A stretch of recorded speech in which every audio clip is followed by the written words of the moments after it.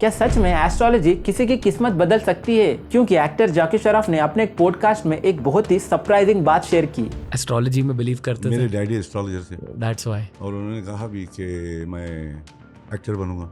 और बस यही नहीं, इनके फादर ने पहले ही प्रिडिक्ट कर दिया था कि मुकेश अंबानी के फादर धीरूभाई अंबानी एक दिन इंडिया के सबसे बड़े बिजनेसमैन बनेंगे, और उनके प्रिडिक्शन के मुताबिक वो बने भी थे। लेकिन वहीं केरला के तिरुवनंतपुरम में एक ब्यूटीफुल लव स्टोरी बनी मौत का खेल, यानी 22 साल की ग्रीष्मा ने अपने बॉयफ्रेंड को दे दिया प्यार के नाम पर जहर। और इन्वेस्टिगेशन के बाद पता चला कि ये सब ग्रीष्मा पर हुए एस्ट्रोलॉजी की वजह से हुआ था। पर आचार्य प्रशांत जी जैसे लोग तो कहते हैं, पति पत्नी जाकर बाबा जी से पूछ रहे हो बच्चा कब होगा, शर्म नहीं आती?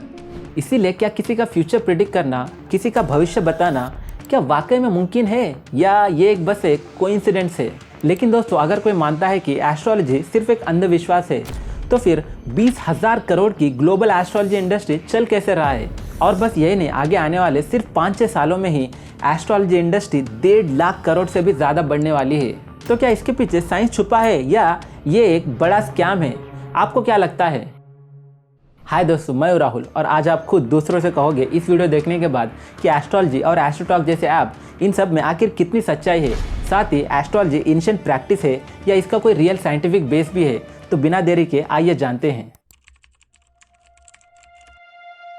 आज भी लाखों लोग आसमान में चांद सितारे देखकर अपनी किस्मत लिखते हैं, लेकिन क्या आपने कभी सोचा इस रहस्यमय विद्या एस्ट्रोलॉजी की शुरुआत हुई तो हुई कहां से? एस्ट्रोलॉजी कोई आज का कॉन्सेप्ट नहीं है।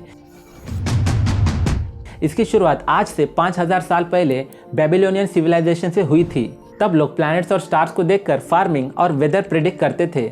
फिर यह सिस्टम धीरे धीरे ग्रीस और चाइना से लेकर इंडिया तक फैला। इसीलिए वैदिक एस्ट्रोलॉजी, जो हम ज्योतिष के नाम से जानते हैं, वो सिर्फ राशिफल नहीं था, बल्कि एक मैथमेटिकल सिस्टम था जिसमें 9 ग्रह, 12 ऋषियां और प्लैनेटरी पोजीशन के बेस पर कैलकुलेशंस होती थी। लेकिन सवाल यह है कि क्या कैलकुलेशन सिर्फ एक गेस है, या इन सब के पीछे कोई कॉस्मिक कनेक्शन है? क्या हमारी जिंदगी सच में ग्रहों के घूमने से बदलती है, या ये सब सिर्फ एक ब्यूटीफुली डिजाइन ट्रैप है जिसे हम सच मान बैठे हैं? तो बात यह है कि एस्ट्रोलॉजी के कॉन्सेप्ट जैसे कि मंगल का अशुभ होना या मांगलिक होना, ये सब कॉस्मिक पैटर्न के पार्ट माने जाते हैं। लेकिन मॉडर्न साइंटिस्ट का मानना है कि कोरिलेशन डजंट मीन कॉजिशन। मतलब मान लो अगर आपका किसी दिन एक्सीडेंट होता है, वैसे तो ना हो लेकिन होता है, और उसी दिन शनि की दिशा भी चल रही होती है, तो क्या एक्सीडेंट शनि ने करवाया, या ये एक बस इत्तेफाक था? पर बहुत से लोग तो कहते हैं कि एस्ट्रोलॉजी साइंस है। लेकिन भारत के मशहूर एस्ट्रोफिजिसिस्ट डॉक्टर जयंत नर्लिकर कहते हैं एस्ट्रोलॉजी साइंस नहीं है, क्योंकि इसमें प्रिडिक्ट करने का कोई कंसिस्टेंट मेथड ही नहीं होता। और दोस्तों, इसी बात को प्रूव करने के लिए एक शॉकिंग एक्सपेरिमेंट भी कंडक्ट किया गया, और उसी एक्सपेरिमेंट के दौरान इंडिया के टॉप बेस्ट एस्ट्रोलॉजर्स को बुलाया गया और उन्हें 100 बच्चों के कुंडलियां दी गई और कहा गया कि कुंडली देखकर बताओ इनमें से कौन सा स्टूडेंट टैलेंटेड है और कौन सा नॉर्मल। पर जो रिजल्ट आया वो काफी शॉकिंग था। उन टॉप एस्ट्रोलॉजर्स जिनके पीछे लोगों की लाइन लगती है, उन्होंने सिर्फ 46% ही सही जवाब दिया। यानी अगर कोई नॉर्मल इंसान या आप भी गेस कर लेते, तब भी आपका जवाब उनसे ज्यादा एक्यूरेट होता। लेकिन वहीं दूसरी ओर एक्टर जैकी श्रॉफ जैसे लोग कहते हैं, मेरे पापा ने तो पहले प्रेडिक्ट कर दिया था कि धीरूभाई अंबानी इंडिया के सबसे बड़े बिजनेसमैन बनेंगे, और वही हुआ। पर आचार्य प्रशांत जी जैसे लोग कुछ और ही कहते हैं। तो फिर अब हम किस पर विश्वास करें, साइंस या पर्सनल एक्सपीरियंस? लेकिन क्या आपको पता है, पास्ट में कुछ ऐसे भी फेमस एस्ट्रोलॉजर्स हुए हैं जो बाद में पब्लिक में कन्फेस कर चुके हैं कि एस्ट्रोलॉजी सिर्फ एक माइंड गेम है। जैसे कि प्रकाश घाट पांडे, जिन्होंने जयंत नर्लिकर के एक्सपेरिमेंट में पार्टिसिपेट किया था, जो मैंने आपको इससे पहले कहा था, जिनके पीछे भी लाइन लगती थी। उन्होंने खुद कहा कि हम लोगों के इमोशंस को मैनिपुलेट करते हैं और लोग ब्लाइंडली ट्रस्ट भी कर लेते हैं, और ये भी कहा कि लोग अपने लाइफ के डिसीजंस सिर्फ एक चार्ट के बेस पर लेते हैं, और ये बहुत गलत है। लेकिन स्कॉलर उदय पाय ने जो कहा वो काफ़ी इंटरेस्टिंग है। उन्होंने कहा कि आज जो वैदिक एस्ट्रोलॉजी पढ़ाई जाती है, उसका असली वेदों से कोई लेना देना ही नहीं है। उनके मुताबिक वेदांग ज्योतिष एक एस्ट्रोनॉमिकल टेक्स्ट था जो सिर्फ समय और रिचुअल से संबंधित था, ना कि फ्यूचर प्रिडिक्शन से।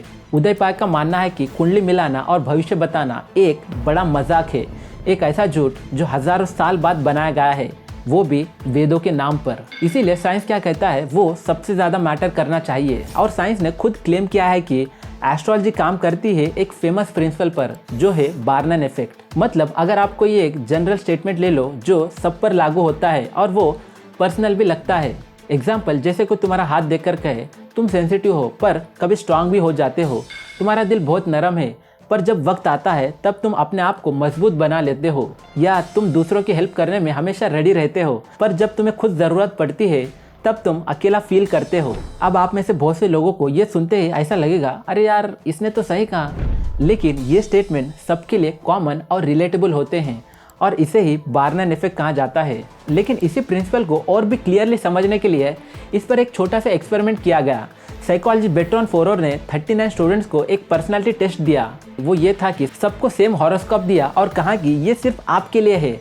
पर सबसे शॉकिंग बात, उस हॉरोस्कोप को देखने के बाद उनमें से 85% लोगों ने कहा कि ये हॉरोस्कोप हमारे लिए एकदम एक्यूरेट है। इसका मतलब हमारा दिमाग वही पैटर्न्स ढूंढता है जिसमें हम अच्छे से फिट हो सके।